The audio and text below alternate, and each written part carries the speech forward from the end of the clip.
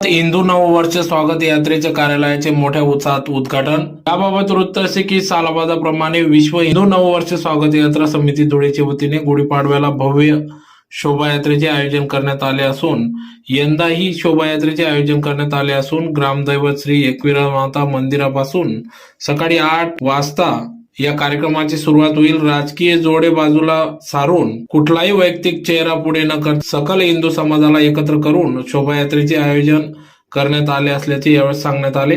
तर या कार्यक्रमाचे वैशिष्ट्य म्हणजे शोभायात्रेच्या निमित्ताने समाज प्रबोधन म्हणून विविध भागात बैठक, भजन संध्या, कीर्तन व मतदार जागृती अभियान यात प्रामुख्याने राबविण्यात येणार असून राष्ट्रधर्म म्हणून प्रत्येकाने मतदान केले पाहिजे असे देखील आवाहन समितीच्या वतीने करण्यात आले आहे।